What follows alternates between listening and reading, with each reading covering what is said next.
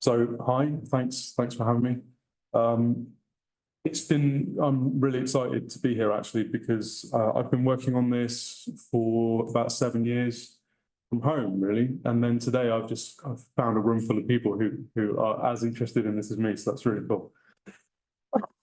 So I'm just going to spend 10 minutes telling you about these four things. Why we built the corpus and how we did it and what it looks like. And then I'm going to mention the results of a couple of studies that we ran on the data set. And then I'll mention some other applications of the corpus that we didn't get around to, but you might want to pursue. And then just a couple of things in the literature that look really promising to me from a lived experience point of view. So it's called the DAISY. And for anyone who's not particularly familiar with sort of the literature around building corpora, you tend to get reference corpora, these big data sets that represent entire language varieties, and then you get more specialized corpora that focus on particular linguistic contexts and communities, and that's what the DAISY is. It's a specialized corpus that looks specifically at people with a formal diagnosis of schizophrenia and then people in a comparison group that have no self-reported psychiatric history.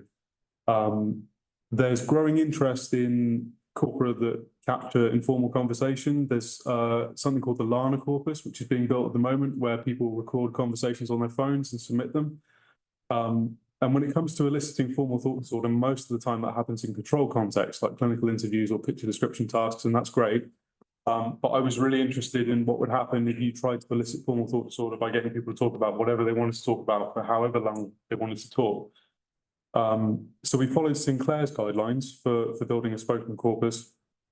And even though our corpus is quite small, the type of analysis that we were interested in doing is fine for that. The kinds of grammatical patterns that we're looking at occur with enough regularity in small corpora. So just some quick data about the corpus. It's 97,000 tokens, 21.5 audio hours. 15 hours of that is the clinical sample. 5 hours of that is the comparison sample. And these are the token distributions by speaker. So you can see the chap who's 15,000 words. Guess what group he belongs to? But most people hover around 5,000 tokens. And then there are some people, there was one gentleman with negative symptoms who spoke for 3 minutes, something like that. I asked him the question and he said, what else do you want to talk about? And so I said, what do you do for fun? And he said, oh, let's play pool. And that was the end of the interview. I was also interested in whether the amount of words that I use per speaker might have influenced those counts. So these are the speaker to interviewer token ratios. And they follow a similar pattern to the token count. So I don't think I influenced the data that much.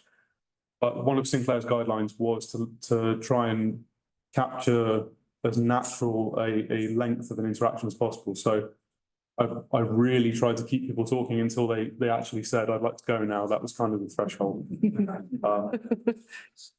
So the first study was about testing a descriptive framework that we came up with to try and operationalize formal thought disorder. And, you know, that's hard, obviously. So I'm not saying I did it, but I looked at everything that's been said since Kraepelin all the way up to Andreasen. I noticed that Andreasen made a lot of changes to what Kraepelin and Kleist, Wing and Cameron said. So I wanted to try and see if there were any things that were common to all of these narratives. And we did that by following a similar methodology to Covington's review, but instead we looked at not the terms like circumstantiality or whatever. We looked at the language that the authors used to describe circumstantiality and so on. So when Kraepelin talks about derailment, one of his criteria is novel word selection or invention. So he's got paraphasias and neologisms in his derailment definition. So we drilled down into those, and the 4 common features were grammatical, word selection, thought completion, and discourse tracking features. So then what we did was we deliberately did not annotate for anything that we thought was fairly typical of normal speech, like self-editing, self-corrections, false starts, stuttering, elision, listing. Repetitions is a bit borderline because of perseveration, but I chose to exclude it. And this is what came out of that. So these are the normalized frequency counts for these 4 types of features, and I tried to code them. I coded them manually and tried to code them as broadly as possible. So the grammar tag, for example, is just any grammatical error at all. Same with word selection, anything that just doesn't seem like a typical word selection, and so on. And what's interesting is that the comparison group, they show a kind of low level of these frequencies. And then when you move into the clinical group, you see a little bit more in the people who have no documented history of formal thought disorder. And then in the people with a documented history of formal thought disorder, you see the most. And I thought that was kind of cool. So I interpreted this as though there may be a possibility that formal thought disorder is on a continuum with normal speech, and that it may progress in severity. And so we might like to think about language and schizophrenia as on a continuum with formal thought disorder. As you know, you can have formal thought disorder, but you can also have language disturbance and schizophrenia at a kind of subclinical level before you hit formal thought disorder territory. And that's despite our attempts to control for all of those normal speech errors that we see. So we did a keenness analysis to see whether these tags were statistically interesting. At the P is less than 0.01 level, the grammar tags distinguished the corpora with a log ratio of 1.3, so about twice as many in the clinical group. And then if you broaden the significance threshold to 0.05, discourse tracking features were also interesting as well. So we also did, within the same study, we took a random selection of concordance lines and just did a kind of qualitative, a very quick and simple qualitative analysis where we put the errors into categories. And we just wanted to see if the types of errors were different across groups. And most of the time they were making the same errors. So it doesn't seem to be error type that's interesting. It seems to be frequency, which kind of further suggests this idea that there's this continuum with normal speech, which is consistent with Little's view in the TLI. Then in study 2, we wanted to work, because the point of the thesis was to ask the question of whether formal thought disorder and linguistic creativity, like poetry and stuff, were related. And people were interviewed on that topic. So we wanted to see how well they kind of adhered to that topic. So we used W matrix and looked at all the significant lexical and semantic terms and concepts that came out of that analysis. And the clinical group deviated from the topic a lot more. They spoke a lot more about illness, clinicians, friends, family, emotion, social context. And you see that again in the semantic analysis. They were concerned with debt, finances, personal belongings, possession. And a lot of these terms appeared 16 to 32 times more in the clinical subcorpus. So they were much more interested in talking about topics that involve more personal and emotional concern, which is consistent with Andreassen's self-reference item. So in short, across these 2 studies, we found that grammatical and discourse tracking errors were distinguished across speaker groups, and there seems to be this progression from normative error to clinically significant to frank formal thought disorder. And then the clinical participants have trouble maintaining the topic and involve topics of personal and emotional concern. In terms of what could explain the results, I think maybe the dysexecutive hypothesis of formal thought disorder is promising because it would explain this progression from normative errors in line with the cognitive load literature to sort of the more severe errors that you see. I also think the dissemantic hypothesis is interesting as well because we had a small group of results in the word selection cluster where the type was different, where the clinical participants used onomatopoeia more, so they made more noises. You know, they made like whoosh and boom and crash a lot more, which I thought was really interesting. And these are considered competing hypotheses in the historic literature, but in the contemporary literature, they're actually, you know, there's talk of their potential to be unified.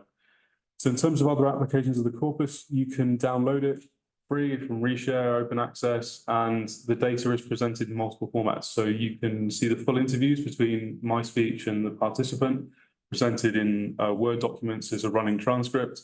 And that's great if you want to do conversation analysis, discourse analysis, and you want to look at the relationships, discourse markers, text moves, paralinguistics. It wasn't part of my actual study, but there is a significant difference in disfluencies like voice pauses and stuff across the corpora. pragmatic analyses, if you want to look at Brycean implicatures and metatalk and politeness and civility, there's some great stuff, some great interviews where people are doing politeness things. They're using politeness strategies, especially when we talk about symptoms. So when we talk about, you're happy to talk about your experiences or your condition, it's really interesting seeing how different people navigate that in the clinical group. And then computational analyses. We also have all of the interviewee and interviewer data presented as plain text with and without XML codes. So you can feed them into Luke, or I actually like Seance a bit more because it's free and because it's been shown to outperform Luke. Yeah, and then training data. I know it's a small corpus, but I think there is some potential because there aren't many of these corpora around. So maybe some preliminary training data. And then lived experience and future directions. I think from what I've read and from what I've experienced, I think the auditory verbal hallucinations, delusions and inner speech systems literature is really cool and really promising. So is the stuff on self-monitoring failures, auditory verbal hallucinations and formal thought disorder.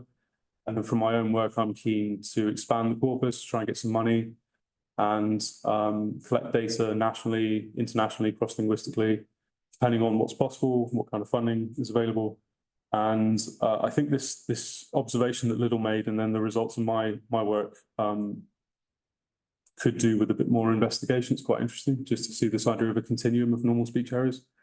Maybe based on the data we have and stuff, it's not clear cut as though like this may or may not apply to formal thought disorder because we didn't screen the clinical participants with the TLC or something like that. We just looked at whether their notes contain reference to formal thought disorder. So you'd need to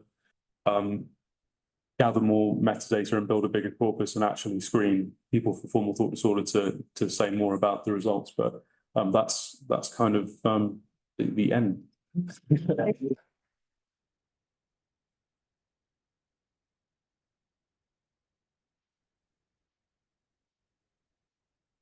Questions? Yeah.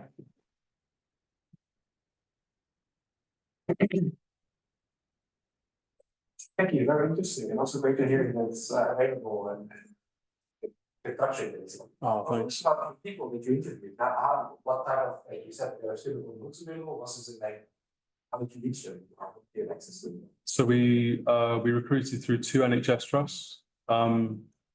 We had 2 clinicians helping us recruit, and we used maximum variation sampling. So we tried to get as broad a representation of the clinical picture as possible. So we had, unfortunately, we had one participant who, it was great that he spoke for 2 hours, but he was so pressured that you couldn't transcribe it. So we had all that data and you couldn't type it up. And then at the other end, we had a participant who, only said like 40 words in total, and we had everyone else in between.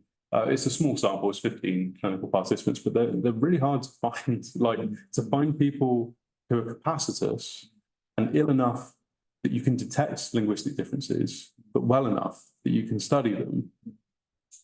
It's really hard. Like it's so, and we just looked at schizophrenia. We didn't include any other diagnoses. We just because they were so hard to recruit, it was just worth focusing specifically on that picture.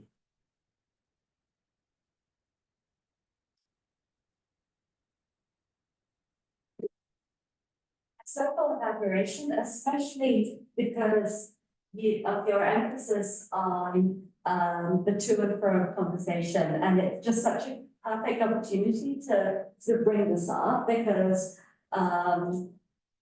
it seems so important that we, obviously we read and we listen and we produce stories and we lecture and all of that, but most language is the to and fro, and something that we've been sort of thinking about and, eventually would be great to develop a protocol. And I would love to hear your thoughts. You said something about really trying to keep people going. How would that work? What would your tips be? What kind of subjects, what kind of topics do you think would keep people going? Or do you think it should just be very free? Like, if one were to develop a standardized protocol of how to get you know, an interactive, normal, responsible conversation going, what would you say? How would you do that? The way we handled it in the study was I looked into interviewing techniques and interviewing schedules, and in the end, I thought what would be the most interesting would be to just follow the participants rather than direct them. So there's an interview where one of the participants is unable to keep their delusions from intruding onto the discourse, but he's still maintaining a superficial discourse, and the delusion pops up and down throughout the conversation. And so as an interviewer, he would say something like, you know, what university are you from? What's this about again? And I would say, oh, you know, we're doing this. And then he'd start talking about delusional content, and I would respond to that, and I would say, oh no, I don't think you're stupid, or I don't think I'm not sure what you mean about having to go and meet someone and fulfill some object. I don't know what that's about. And then he would come back and say, you know, so what are we talking about again? And then it would be like, oh, well, the study's about this. And so that works for the purposes of this study. The only limitation, well, I mean, there are loads of limitations, but the limitation in terms of types of analyses that you can run on this data set is that you can't do content analysis, because there's no structured questions. So it's just, there's a guy who, we talk about fishing for ages. There's another guy where we talk about, I mean, I did default to like, what do you do for fun a lot? When it dried up and it was like, we couldn't talk about anything else and it was getting awkward, but I refused to like be the one to end the conversation, which is probably not ethical, but like, it was because people were capacitous. I did feel in earnest that they could actually speak up and say, I'm done. But I really liked doing it that way, actually, because, and a lot of participants actually reported that they really enjoyed taking part, because it wasn't about how long has it been since you've taken drugs, or how long has it been since you've had a delusion, or, you know, they got to talk about fishing and stuff. One very, very quick question, because one thing, so it's all transcribed, it's not recorded, right? Yeah. The reason I ask is that there's a lot of things there for turn taking, and there's a lot of very, really interesting evidence in healthy adults that we're very good at taking turns. We hardly ever really interrupt each other. And I feel like that is a very obvious low-hanging fruit to look at. It's coded for interruptions in the timestamps, but it's not, so the timestamps mark where the speaker turns end. So if you look at the timestamps, you can infer where the overlaps are, but they're not explicitly coded in like a Dubois kind of discourse analytic, you know, with like an equal sign or something. But I had to make a decision about how much data, because I chose to manually transcribe because I wanted to follow a condensed version of the BNC guidelines, and they use manual transcription. And then I had to choose, because I knew I had to get rid of the recordings, but as soon as I get rid of the recordings, I've gotten rid of loads of really cool prosodic data. So in the end, I standardized disfluencies. So you have ums, ers, ars.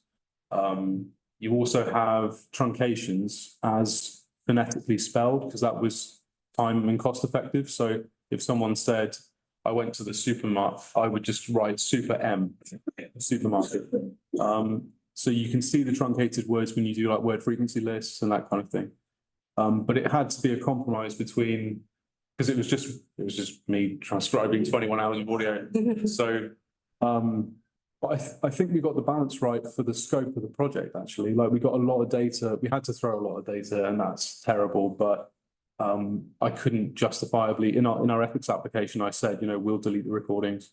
And then by the time, because ethics took 5 years in our case, because COVID happened, as soon as we were supposed to do data collection, so then we had to generate a whole set of procedures for COVID, like gloves, masks, all that kind of stuff. So we just kept going back to the rec for 5 years. And then by the time we actually got to participants, I was so tired. I was just like, I gotta get this data typed up. So, yeah, I think it's like it's a good start for a spoken corpus, but I'd love to make it bigger. Love to. Okay, thank you.